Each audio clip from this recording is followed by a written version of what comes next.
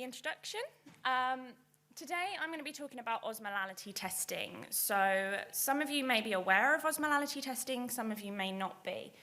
But from Advanced Instruments' point of view, it is a real critical process parameter within bioprocessing, and especially within cell and gene therapy. That workflow, that application of osmolality testing has a variety of positions throughout the workflow.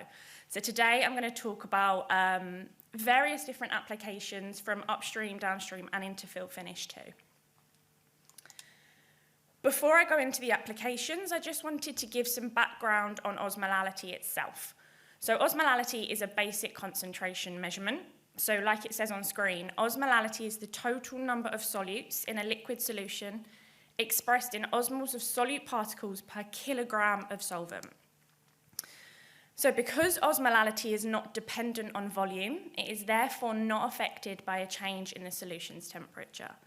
So something to note here is the difference between osmolality and osmolarity with an R. So osmolarity with an R is looking at solute particles per litre of solvent. And this therefore is then affecting that measurement with a change in solution's temperature. Something to also note is within literature, the two terms, so osmolality and osmolarity, are interchanged within literature by various different scientists. And the way to kind of differentiate between the two is via the units. So you're looking at that milliosmoles per kilogram of water as seen here on screen. So what we're looking at when testing osmolality is the measurement done by freezing point depression. So when a solute is dissolved in that pure solvent, the freezing point of that solution is lowered, so depressed. Advanced Instruments osmometers are doing that measurement based on freezing point depression technology. So regardless of that solution or your drug product, for example, if you're adding the same quantity of that solute each time, technically your osmolality should stay the same. If you're adding different solutes, for example, and there is an error in the quantity that is added, your osmolality is going to change. So you're going to be able to see the difference. And this is why osmometers are most commonly seen within quality control laboratories.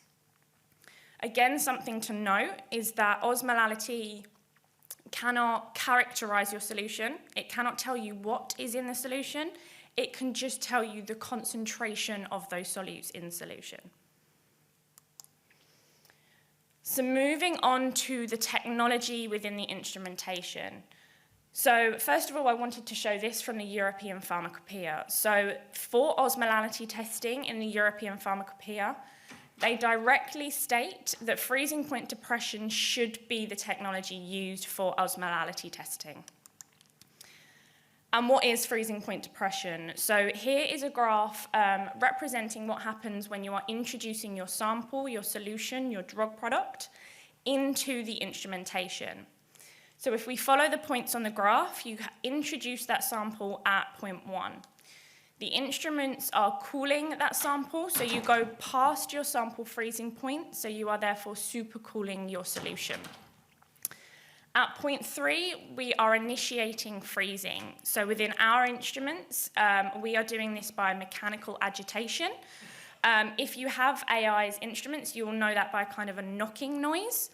And what this is doing is it is initiating the nucleation or crystallization of that solution.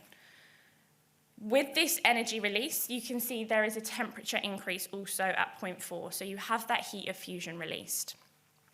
And then finally at point 5, this is where you'll be taking your osmolality measurement. So you're seeing that plateau of temperature, and this is where you're seeing your osmolality result.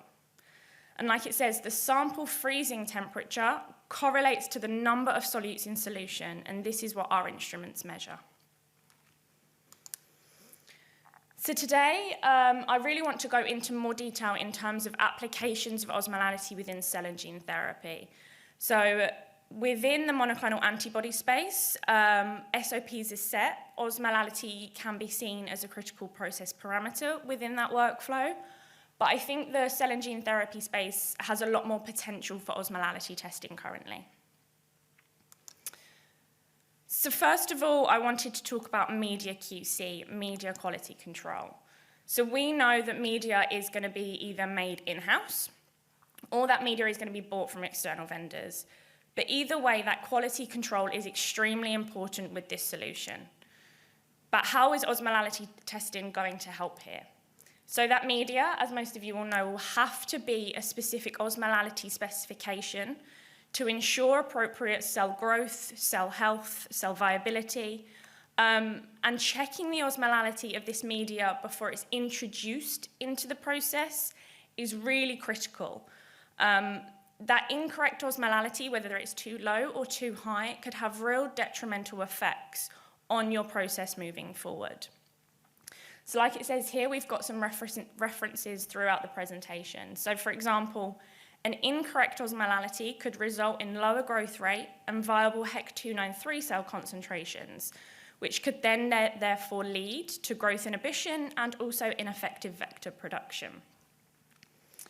My point down the bottom is risk mitigation is also key. So an example here being a company that we have spoken with was not osmolality testing. They were hydrating their media in-house, making their own batches, and they could not figure out why their cell cultures were dying. The viable was low. They tested everything. What was happening in this solution? To cut a long story short, basically they found out that the purified water system that they were hydrating their media with was actually contaminated with lead from the system. So those pipes were actually adding lead into their media. They realized this by osmolality testing. Their osmolality was extremely high and therefore again detrimental to their cells. So without that process parameter, they would not have been able to resolve this issue. Moving more into kind of the cell culture expansion, more of an in-process monitoring tool. So again, we need osmolality to really establish cultivation conditions. And this is looking at preserving that cell viability and productivity. We know that everyone is going to be doing a different cell culture process. There's going to be different supplements, different medias, different feeds, and this is all going to impact your osmolality differently. Again, if you're looking at extreme media osmolality results, you are potentially compromising that cell growth rate and viability. So ideally, for your osmolality result, you're looking at potentially between 280 and 320 milliosmoles for your cell culture. However, there is literature now that shows that higher osmolality has been used to slow growth to maximize productivity. There is a lot of literature out there, again, in the MAB workflow space, looking at shifting osmolality to a higher value to then improve MAB titer and productivity. We wanted to do some studies in-house, and we did this alongside Cell and Gene Therapy Catapult, based on the cell and gene therapy workflow. So what we did is we looked at shifting our cell culture to higher osmolalities than that of the control, which is 300 milliosmoles. And we wanted to see at what level we would increase that titer of AAV2. So here you can see different conditions were run. We were looking at shifting the osmolality to both 400 and 500 milliosmoles at different time points post-transfection, so 24 hours and 48 hours post-transfection, with two different agents. So you can see sorbitol and sodium chloride here. It's quite obvious to see that condition 2 was the most successful. So by shifting osmolality to 500 milliosmoles at 48 hours post-transfection with sodium chloride, we were able to increase that specific AAV titer by 25% versus the control. So not only is osmolality an in-process monitoring tool, but it also can be used as an optimization tool as well.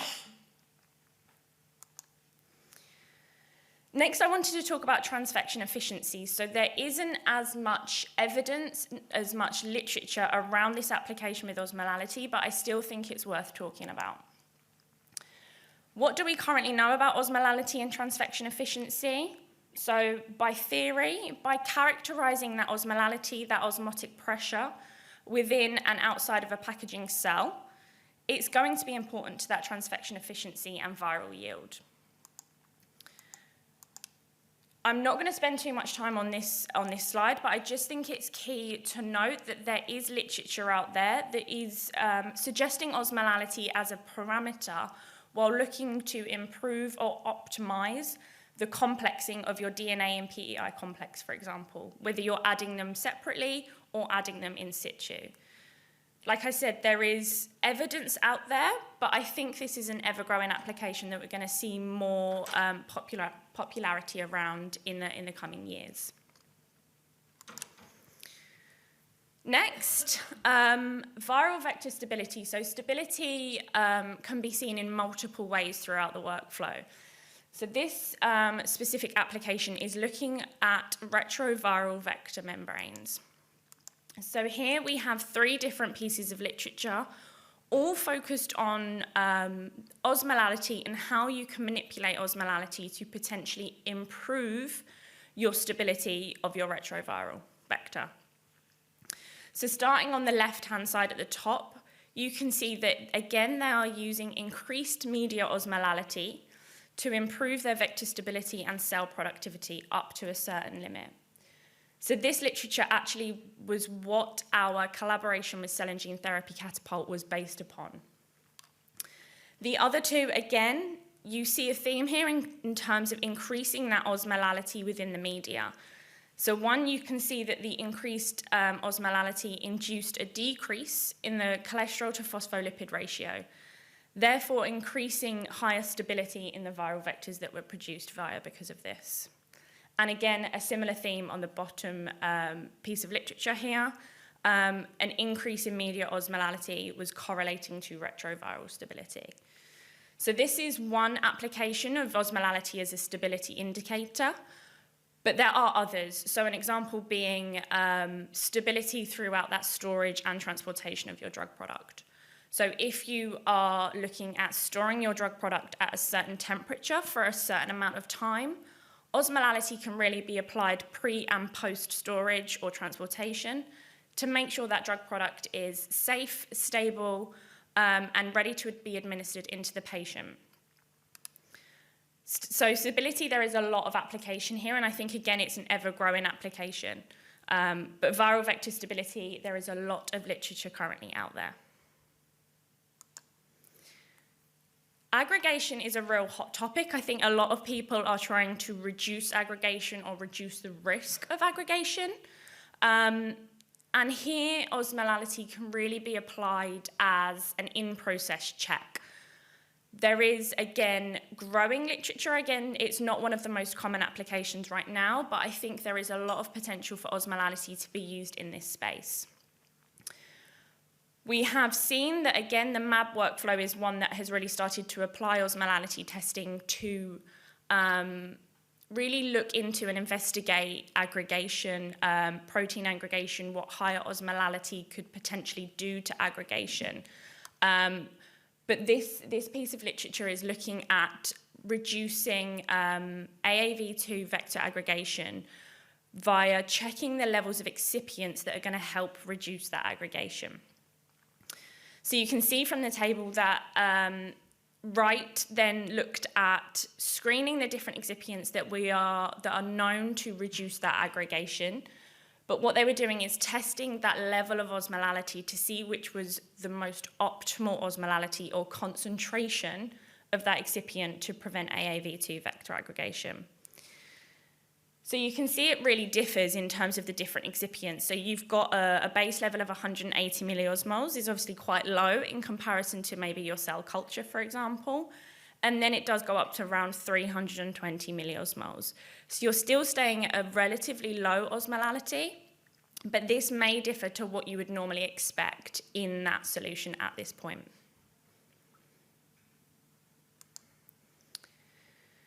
Moving into more of kind of the downstream side of things, buffer QC, buffer quality control, is similar to media QC in terms of keeping an eye on your buffers. Are they the correct specifications? Is everything going to be okay before you introduce that buffer into your process? So we actually produced some study in-house here a few years ago, and this was just basing osmolality as a parameter against those usual parameters you would see in downstream. So we did this with pH and conductivity, and I just wanted to show you the data for the conductivity measurements. So on the top row here, you can see some key buffer components and an increase in concentration of those buffer components alongside osmolality readings.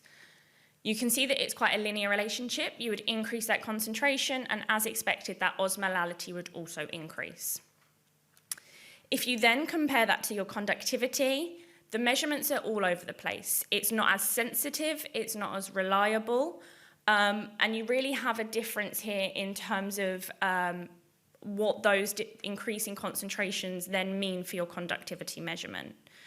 So osmolality is that direct concentration measurement, whereas conductivity, you can't really say that. We're not proposing that osmolality is an additional, we're not proposing osmolality as a replacement parameter, we're proposing an additional tool. So if you are struggling with conductivity, which we have had conversations with people about, why would you not include a parameter that is quick, that is easy, and is obviously very sensitive to batch deviations or something outside the expected specification? Osmolality can be a quick 90-second test, so it is just something to potentially include into that workflow and again mitigate that risk moving forward.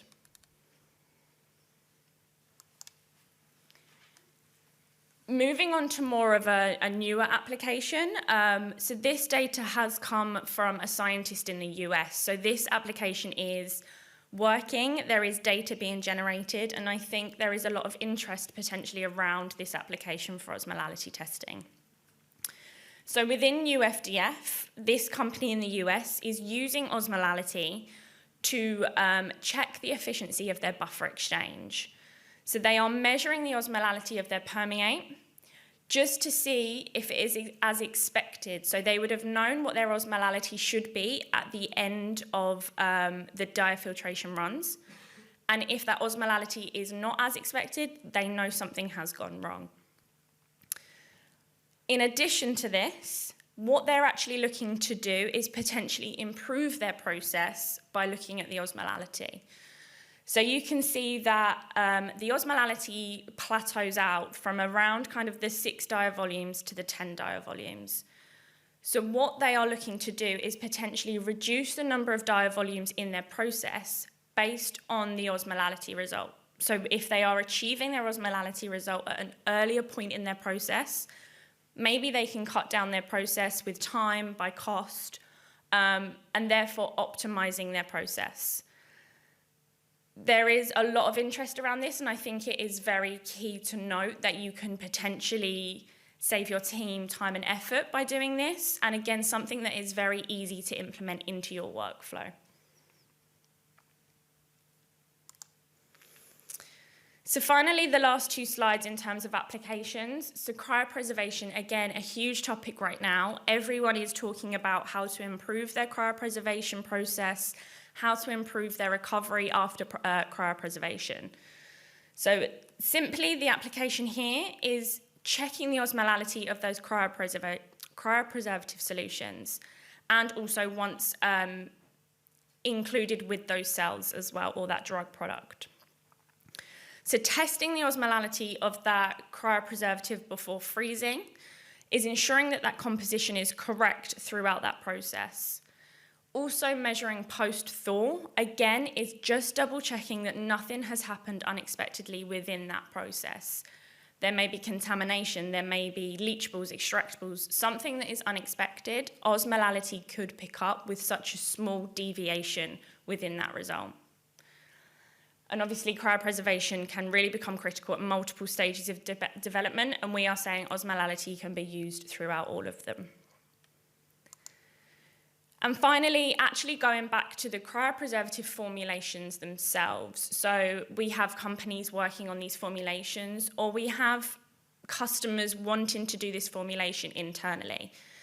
And a question that we get quite regularly is, your instruments are based on freezing point depression. These cryopreservatives are anti-freeze agents. Does this actually work? Can they work hand in hand together? And the answer is yes. So you can see that internally we did a study. So you've got some commercially available cryopreservative reagents here. And we tested our specifically designed instrument on these samples. And you can see there's quite a difference in terms of osmolality results. You can go up to over 2,800 milliosmoles with CryoStor CS10. And previously, instrumentation on the market has struggled with these higher concentration samples that are slightly more complex in terms of excipients. But our Osmotec XT was able to do this with minimal coefficient of variation as well. So we know when looking at technology, people have different priorities, but we would kind of consider these 6 things the most important parts of an osmometer selection consideration. Ease of use, so user-friendly. Are all of your users within your laboratory going to be able to get along with this instrument and get up to speed with the instrument quickly? Performance is all about accuracy and precision. Are these instruments going to be able to measure these particularly complex samples within cell and gene therapy accurately and precisely? Volume requirements, so obviously within PD, we know sample is precious, so the smaller that volume used for this test, the better, as well as testing time. You don't want to be stood around waiting for hours. This is a very quick and efficient test that we need to get done ASAP. And then the last 2 really work hand in hand. So data management and regulatory compliance. How are you going to manage that data? Where is that data going to go once it's been generated on the instrument? And also, are these compliant with the regulations? Is it pharmacopoeia compliant? Is it 21 CFR? Is it GMP? So we know when talking to customers, this is exactly what they need to prioritize when looking at our instrumentation. So finally, just to kind of run through our portfolio and what we have on offer, we have the Osmotec XT. So I discussed this with the cryopreservation formulation. This instrument has been specifically designed for those higher concentration, higher complexity samples. So this actually goes up to 4,000 milliosmoles, really taking into consideration these reagents that are starting to push those boundaries of osmolality. We have the Osmotec Pro. So this is a semi-automated instrument, loading up to 20 samples at a time, giving that walk-away capability that we know that is needed for a higher throughput laboratory. And then finally, we have our most recently launched instrument, the Osmotec HT. So this is the first 96 well plate-based osmometer to market. HT standing for high throughput here. So again, it's for that laboratories that potentially are looking to do a lot of quality control checks, a lot of screenings, but also within formulation development as well. So just to highlight the different offerings these instruments can give. So we have the large range of osmolality with the Osmotec XT, and all of our instrumentations are pharmacopoeia compliant. So that is EU, US, Japanese, Chinese. All of these instruments are compliant. Fast test time, so dependent on the sample you're testing, you're looking at around 90 to 120 seconds with a small sample volume requirement. So again, for the XT, you're only using 20 microliters of sample. Data compliance, so we have review and approval. We have all of the 21 CFR Part 11 compliance and EU Annex 11, as well as the GMP compliant environments that we can be positioned into. And then finally, the flexible data management. So all instruments can be connected to your network, your LAN, your LIMS. You can use a notebook with them. We have a remote web server. There's also ability to connect to a printer if that is something you're still working with.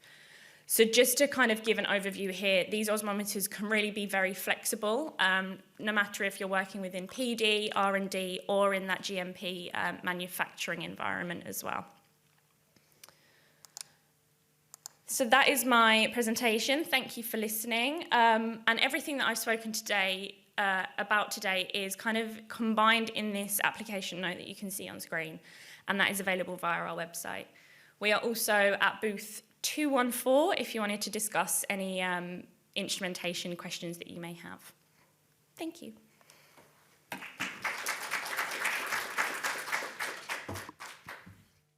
Thanks for the nice talk. Is there any questions? If not, I have some. So my first question is, if your solution is viscous, how is that impact your osmo testing? Yeah, so viscous solutions in the past have really provided issues for osmometers. So what we can say is that viscosity and osmolality are not linear.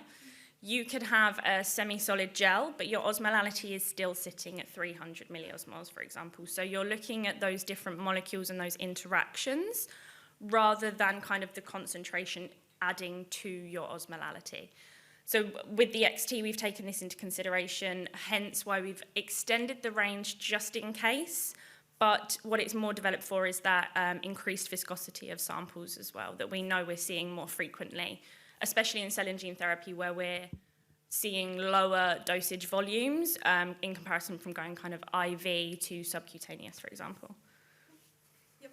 My next question is, there's going to be a change in the European Pharmacopoeia Osmo chapter next year. Can you talk through the changes? Yes. So with the European Pharmacopoeia in January 24, there will be a change. And there's various different changes within this, but really the biggest difference is within your daily verification check or your accuracy check that is monitored within the EP. So nowadays it's saying that you only would need to do one verification check. So this is what you would run with your instrumentation prior to testing. So we would recommend normally a 290 milliosmol check. However, the European Pharmacopoeia is now changing to include triplicate testing and taking the mean of that osmolality result. So therefore, you're going to have potentially a change in your SOP, moving from one test to three for your verification test. Last question is more on a real application of your instrument. Can your instrument be placed in automated workflow? The Osmotec HT, so the 96 well plate-based instrument, definitely can be integrated. We're currently working with customers in the US to kind of get robotic arms into them, which it can be done. And it can be placed kind of beside T-cans and automated liquid sealers as well. So there is definitely work ongoing to get the Osmotec HT into these automated workflows. Great, thanks for your answers. Thank you very much.